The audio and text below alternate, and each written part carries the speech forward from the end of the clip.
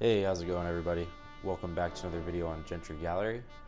The elephant in the room, obviously, is where I've been for the past year or so, and I'll talk a little bit more about that later in the video. But for now, I want to go over the 3 knives I purchased yesterday at the Tyler Premier Gun Show. I feel like I got some pretty good deals on these, so we're going to go over these from bottom to top, and then I'll talk a little bit about what I've been up to.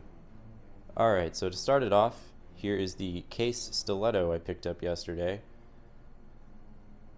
Looks a lot like the other ones I've had. And this one, I believe, has the blued blade. Let me pull Cole's book here real quick, so we can see his diagram of the case stiletto there. That matches up 1-to-1. Case marked down there on the ricasso with a little tiny kind of point going into the spine of the blade. Stack leather washer handle and a Bakelite pommel. Just one of the coolest private purchase knives from that era. And you can see down here it talks about how there was a bright version, which I have, and then a blued version. This one I believe is blued, but the bluing is in pretty rough shape. Like I said in the video, I got this knife for $50, which is just ridiculously cheap in my opinion. It does have some flaws. I mean, you can see a little bit of chipping on the blade edge there, obviously some patina, some surface rust, but this is the type of thing where I would feel comfortable lightly cleaning this with a little bit of baking soda and a soft toothbrush, and it'll probably come out really nice. So for $50, pretty incredible deal, and again, just one of my all-time favorites. Alright, next up is the M3. So you can see the price here that the gentleman wanted for the knife. He wanted $200 for this, which is fair for M3s, but this one, I don't think I would have paid $200 for it, and I didn't. You can see the blade here has been sharpened quite a few times. It's starting to get that patented kind of kukri bend in the blade that a lot of M3s get when they're sharpened over and over and over again.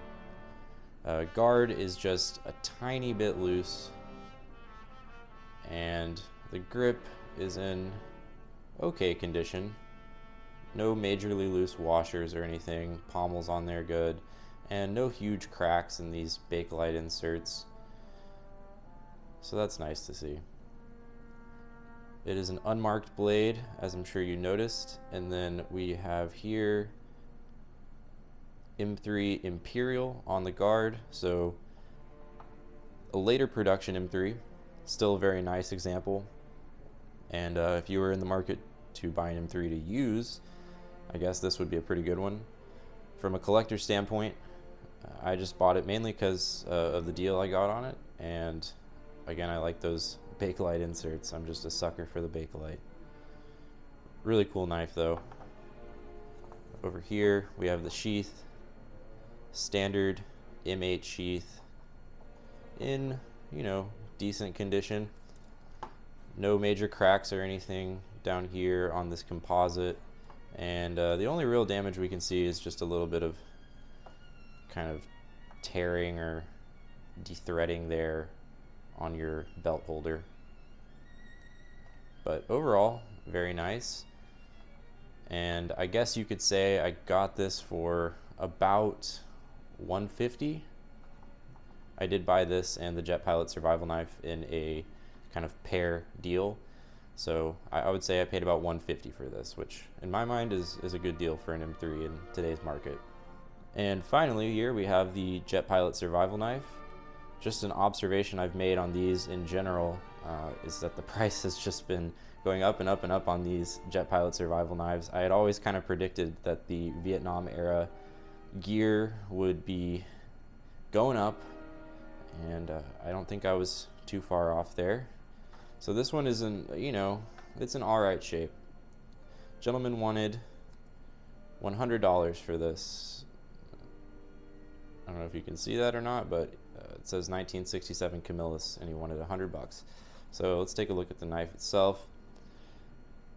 Blade is in pretty good condition. Definitely been sharpened, definitely seen some use. That doesn't scare me off. The grip is very tight. Guard and pommel are also tight. However, we do have a pretty significant surface rust on the guard and some definite discoloration on the pommel here. You can still see the markings down there showing it's a 67 model, and it does have the blade marked as well, which is kind of a crossover during the 67 year. Previously it was just Camillus NY on the Ricasso, nothing on the pommel, and then they switched to all the information being on the pommel and nothing on the blade. So this is kind of like a hybrid of that, which would make sense from the 67 dating. On the sheath, pretty rough condition. I wouldn't say it's the worst. Retention straps still work. Your button here for your sharpening stone still clicks fine. No sharpening stone with this, and the leather is pretty supple. It's not rotted or anything. It looks actually really good on the back, but then on the front here you can see it's seen some use, which again is kind of what I look for a lot of the time. So that was my haul from the Tyler, Texas Premier Gun Show yesterday. If Premier Gun Shows is coming through your area, I would suggest checking them out. They've always kind of been one of the best gun show companies, at least in our area, and they always do a good job. A lot of the vendors that come out typically bring some military stuff, which is good to see. Sometimes you show up to these gun shows and it's absolutely nothing but brand new stuff and custom knives and that sort of thing, which is all great, but not what I'm there looking for. So now the elephant in the room, where have I been for the past year? Some of y'all, if you make YouTube videos, you might understand this, but it is quite a bit of work, even with something as basic as just filming knives and talking. The editing process, uploading everything does take a chunk out of your day every day. And on top of that, I had been working on going to school and starting a new career and everything, which I'm happy to say I kind of achieved. I've gone into an entry-level position in the new career, and it's been going really great. But during that time, I really had to put my focus towards that and money, unfortunately. So I did sell off some of my collection. Some of it is still there, some of it is gone.